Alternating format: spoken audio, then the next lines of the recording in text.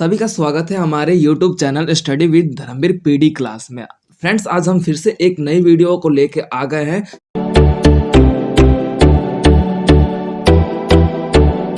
Friends, तो आज की क्लास में हम इग्नू का जो फर्स्ट ईयर का जो आपका बुक है BPSC 132 जो कि आपका पॉलिटिकल साइंस का बुक है, इसमें हम ये पढ़ेंगे कि आपका ये जो टोटल इसका चैप्टर का था वो 1 से लेके 15 तक चैप्टर था। तो जब हमने फर्स्ट वीडियो में आपका 1 से लेके 8 चैप्टर तक हमने डिफाइन कर दिया पर्टिकुलर आप कौन से चैप्टर में क्या पढ़ने वाले हैं। तो फ्रेंड्स, उसका जो फर्स्ट पार्ट है, इसका जो फर्स्ट पार्ट है आपको डिस्क्रिप्शन में मेंशन कर दिया गया है लिंक, आप वहां से जाके डायरेक्ट विजिट कर सकते हैं। तो इस वीडियो में हम 9 से लेके 15 वाले चैप्टर्स को कवर करेंगे कि पर्टिकुलर आप कौन कौन से चैप्टर में क्या पढ़ने वाले। आइए फ्रेंड्स, अपने वीडियो को स्टार्ट करते हैं।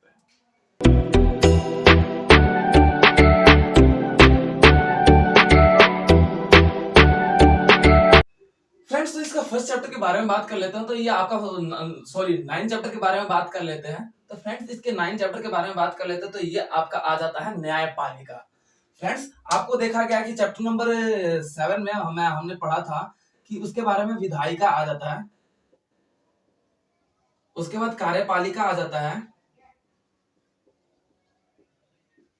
उसके बाद आपका न्यायपालिका है। फ्रेंड्स, ये क्या करता है, नीतियों का निर्माण करता है। चैप्टर नंबर 7 में आप देखेंगे और इसमें आपका चैप्टर नंबर 8 में देखेंगे कि किस प्रकार से उन नीतियों को कार्य करवाने का जो काम है ना न्यायपालिका कार्यपालिका करती है। अब कार्यपालिका द्वारा जिस प्रकार से कार्य करवाए जा रहे हैं, अगर उस पर किसी भी तरीके से कोई मतलब बोल सकता है कि मनुष्य या फिर कोई लोग या फिर कोई संगठन अगर उसको अच्छे तरीके से कार्य ना कर रहा हो और वो कानूनों का उल्लंघन कर रहा हो, तो उस परिस्थिति में उसका जो निर्णय लेने वाला काम है वो अंतिम में आ जाता है न्यायपालिका के पास। ठीक है, तो अब इसमें यही पढ़ेंगे कि न्यायपालिका किस प्रकार से जो कार्य किए जा रहे हैं या कार्यपालिका के द्वारा जिस प्रकार से कार्य करवाए जा रहे हैं, तो वो देखा जाता है कि ये आपके हमें ये देखने को मिलता है कि न्यायपालिका उसका फैसला सुनाती है। न्यायपालिका ही अंतिम बोल सकते हो कि हमारे भारत में वो होती है जो अंतिम फैसला इसी का होता है और उसी के द्वारा सुनवाई की जाती है। तो इस तरीके से आप चैप्टर नंबर 9 में पढ़ेंगे कि न्यायपालिका के क्या क्या कार्य हैं, किस तरीके से वो कार्य करता है और उसका जो कार्य करने का तरीका है वो संवैधानिक अनुसार किस प्रकार से वर्णन किया गया है, वो उसी के अनुसार कार्य करता है। तो ये आप पर्टिकुलर चैप्टर नंबर 9 में पढ़ेंगे। अब बात कर लेते हैं फ्रेंड्स चैप्टर नंबर 10 की। चैप्टर नंबर 10 के बारे में बात कर लेते हैं। चैप्टर नंबर 10 है आपका जाति वर्ग और जनजाति। वर्ग और जनजाति। फ्रेंड्स, इसके अंतर्गत हम ये पढ़ेंगे कि अलग अलग जातियों का वर्णन किया जाएगा और अलग अलग जातियों का उन्हें जातियों के अनुसार, भाषा के अनुसार, उन्हें मतलब संस्कृति के अनुसार, वेशभूषा के अनुसार उन्हें वर्गों में डिवाइड किया गया है। और जनजाति यानी कि कुछ पिछड़ी जाति है, वो जो आपको देखा जाता है कि उनका विकास आज भी कहीं ना कहीं स्थिर है, मतलब रुका हुआ है और उनका विकास नहीं हो पाया और वो जाति बिल्कुल खत्म होने के कगार पे है या छोटे पैमाने पे है, वो जनजाति के रूप में है। तो हम यही पढ़ेंगे कि चैप्टर नंबर 10 में आपका पर्टिकुलर ये देखा जाएगा कि ये एक जातिवाद का चैप्टर है जो कि जाति के बारे में पूरा डिफाइन किया गया है कि किस प्रकार से हमारे भारतीय संविधान में भी जाति को लेकर किस प्रकार से बोला जाता है कि वर्णन किया गया है या फिर आरक्षण की बात की गई है। तो ये हमारे जाति वर्ग और जनजाति के बारे में पूरी इस तरीके से हम वर्णन करेंगे कि हमारे आसपास के वातावरण में जाति वर्ग और जनजाति का किस प्रकार से भेदभाव किया जाता है, किस प्रकार से उनका रहन सहन है, वो किस प्रकार से बातचीत करते हैं, उनका जो रहन सहन का जो तरीका है किस तरीके का है, ये सारी बातें आप चैप्टर नंबर 10 में पढ़ेंगे। और इन जातियों पर किस प्रकार से आप देख सकते हो कि अत्याचार होते हैं, तो वो आप चैप्टर नंबर 10 में पढ़ेंगे। अब बात कर लेते हैं चैप्टर नंबर 11 की फ्रेंड्स। तो चैप्टर नंबर 11 है आपका जेंडर। फ्रेंड्स, जेंडर इसमें हम ये देखेंगे कि ये जो जेंडर है वो आपका देख सकते हैं कि पर्टिकुलर देखा जाए जेंडर की बात कर ली जाए तो हम दो रूप में देखते हैं, मेल और फीमेल।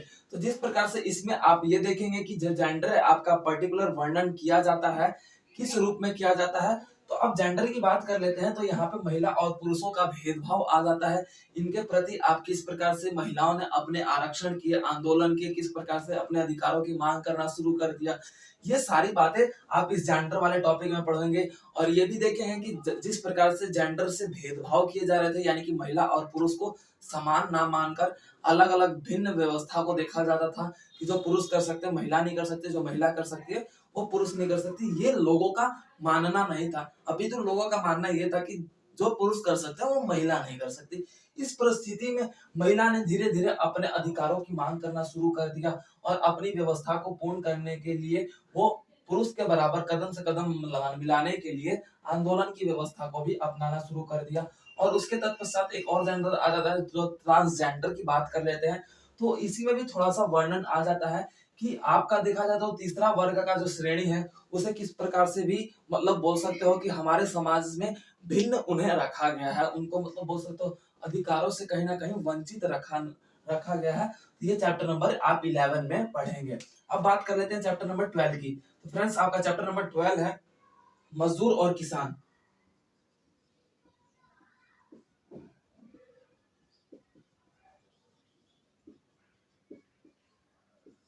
मजदूर और किसान। तो फ्रेंड्स ये आपका जो चैप्टर नंबर 12 है, तो एक मजदूर और एक किसान के जिस तरीके से वर्णन किया गया इस चैप्टर में, कि किसान का वर्णन नहीं किया गया, बट ये है कि किसानी का बारे में या बोल सकते हो कि फार्मर्स के बारे में आपको बोला गया है और मजदूरी के बारे में बताया गया है कि उनकी व्यवस्था, उनकी जो दिनचर्या होती है, जो जीने का जो तरीका होता है, किस प्रकार से है, वो कितने पैसे कितना उनका वेतन होता है, कितना मतलब वो किस तरीके से अपने परिवार के साथ रहते हैं और उनका जो जीवन में और जो जीवन जीने का जो तरीका है किस तरीके का है और उनका पारिवारिक संबंध क्या है। और इस तरीके से हम ये भी देखेंगे कि समाज में इनके प्रति औरों लोगों की सोच व्यवस्था क्या है, समाज में इनका क्या एक बोल सकते हो कि रहन सहन भी है, तथा एक क्या इनको अधिकार दिया गया है, स्थिति क्या है, ये आप चैप्टर नंबर 12 में पूरी अच्छे से पढ़ेंगे। अब बात कर लेते हैं फ्रेंड्स चैप्टर नंबर 13 की। चैप्टर नंबर 13 आपका है धर्म निरपेक्षता।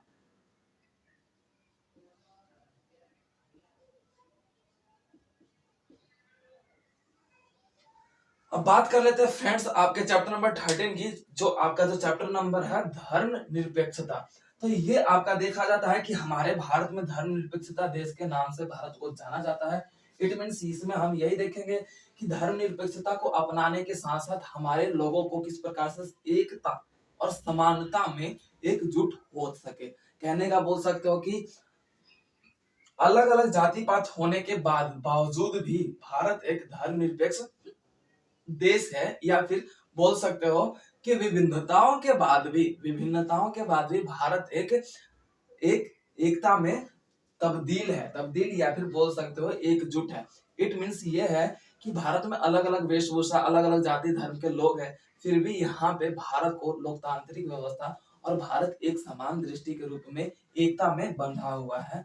तो धर्मनिरपेक्षता का मतलब है कि किसी भी जाति पात को ना मानकर सभी धर्म को बराबर अधिकार दिया गया हो और उस देश में उसका किसी भी तरीके से किसी एक पर्टिकुलर धर्म को आगे बढ़ाने का प्रचार या फिर बोल सकते हो एडवर्टाइजमेंट ना हो रहा हो।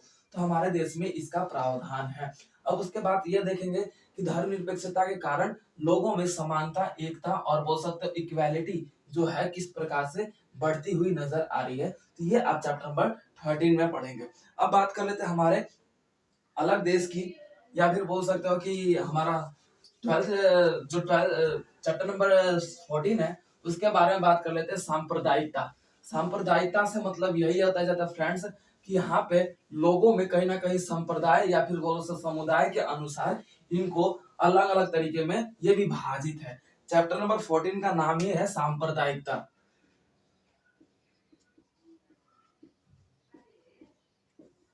सांप्रदायिकता का मतलब ही होता है फ्रेंड्स कि यहाँ पे संप्रदाय, समुदाय और सांप्रदाय का मतलब एक ही होता है कि यहाँ पे समुदाय के अनुसार लोगों में कहीं ना कहीं मतलब विभिन्नताएं देखने को मिलती है।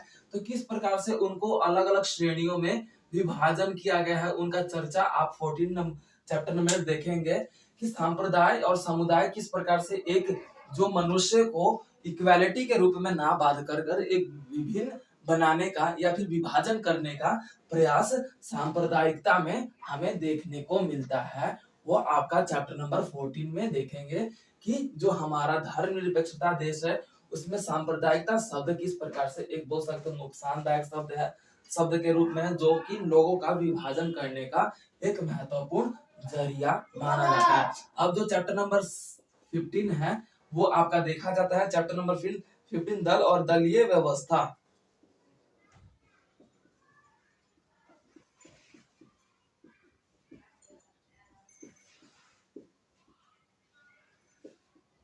फ्रेंड जो चैप्टर नंबर 15 है आपका है दल और दलीय व्यवस्था, जो कि आपका देखा जाता है, आप इसमें ये पढ़ेंगे कि दल कितने प्रकार के होते हैं, आपका देखा जाता है दलीय व्यवस्था क्या होती है, उनके बारे में चर्चा करेंगे। तो आपको भी पता है कि दल यानी कि एक समूह, एक संगठन, जिसके अंतर्गत हम ये देखें कि जो राजनीति व्यवस्था को चलाने और उनका राजनीति पार्टी का निर्माण करने का एक महत्वपूर्ण जो कारक होता है वो दल होता है, और उसी से हमारे पार्टियों का निर्माण किया जाता है और वही जाके आगे हमारे पार्टी या फिर सरकार या शासन चलाने का उनके द्वारा ही प्रयास किया जाता है।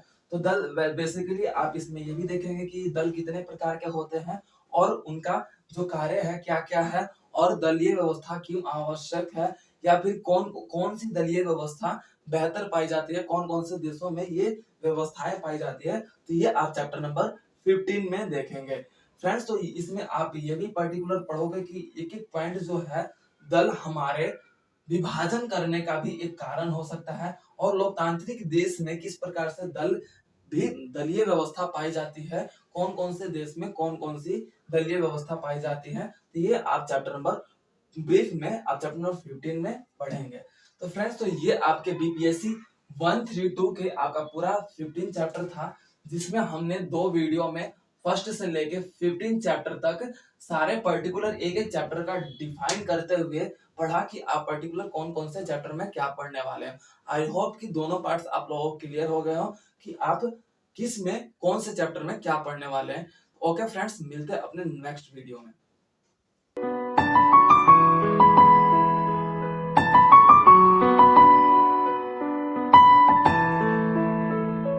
तो वीडियो को like, comment, share and subscribe करना ना भूलें।